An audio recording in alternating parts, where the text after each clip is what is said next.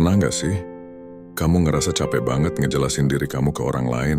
Udah ngomong panjang lebar, tetap aja dicap jelek. Atau mungkin kamu lagi debat kusir sama orang yang sama sekali nggak nyambung sama omonganmu. Rasanya buang-buang waktu dan energi kan? Kalau kamu pernah ngerasain itu, kamu nggak sendirian. Ternyata, para tokoh besar Islam di masa lalu udah ngasih kita petuah-petuah super bijak buat ngadepin situasi kayak gini. Yuk, kita resapi bareng-bareng 3 kutipan dahsyat yang relevan banget sama kehidupan kita sekarang.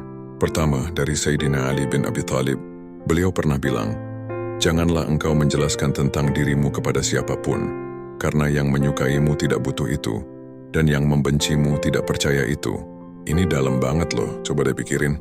Orang yang beneran sayang dan suka sama kita, mereka tuh udah nerima kita apa adanya. Mereka nggak butuh pembuktian atau penjelasan panjang lebar tentang siapa kita sebenarnya. Sebaliknya, orang yang udah terlanjur benci mau kita jelasin sampai mulut berbusa pun, mereka akan tetap cari celah buat nggak percaya. Mereka udah punya narasi sendiri di kepala mereka tentang kita. Jadi ngapain kita repot-repot, fokus aja sama orang-orang yang tulus. Dan biarkan sisanya jadi penonton. Energi kita terlalu berharga buat dihabiskan untuk validasi yang nggak akan pernah kita dapat. Kedua, kita belajar dari seorang ulama besar, Imam Syafi'i.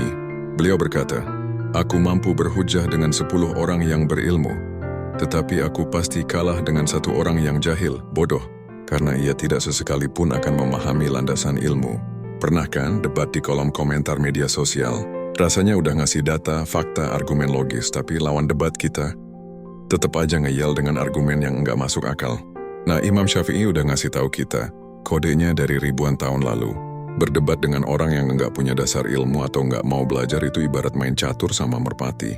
Mau sebagus apapun strategimu, merpati itu akan tetap menjatuhkan semua bidak catur, buang kotoran di atas papannya, terus terbang pergi seolah-olah dia pemenangnya. Jadi pilihlah peperanganmu. Kadang kemenangan terbaik adalah dengan cara mundur teratur dan nggak meladeni. Terakhir, sebuah kutipan yang bisa bikin hati kita super adem dari Sayyidina Umar bin Khattab. Beliau bilang, "Hatiku tenang karena mengetahui bahwa apa yang melewatkanku tidak akan pernah menjadi takdirku, dan apa yang ditakdirkan untukku tidak akan pernah melewatkanku." Wow, ini benar-benar obat buat segala macam kegalauan, penyesalan, dan rasa insecure. Pernah ngerasa sedih karena gagal dapat kerjaan impian? Atau putus cinta padahal udah ngerasa dia the one, atau mungkin kehilangan sebuah kesempatan emas? Kutipan dari Umar bin Khattab ini ngingetin kita tentang konsep takdir dan rezeki. Apa yang memang udah digariskan buat kita, sejauh apapun kita lari, dia akan tetap datang. Sebaliknya, apa yang bukan untuk kita, sekuat apapun kita genggam, pada akhirnya akan lepas juga. Jadi, daripada terus-terusan menyesali apa yang lewat, lebih baik kita fokus bersyukur dengan apa yang kita punya sekarang, dan bersiap menyambut apa yang memang ditakdirkan untuk kita. Hati jadi lebih tenang, hidup jadi lebih ringan. 3 kutipan ini bukan cuma kata-kata indah, tapi juga kompas hidup yang bisa nuntun kita melewati berbagai badai kehidupan. Dari Ali bin Abi Thalib kita belajar tentang efisiensi energi sosial.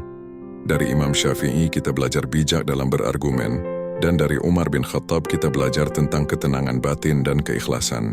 Semoga kita bisa mengambil hikmahnya dan mempraktikannya dalam kehidupan sehari-hari ya.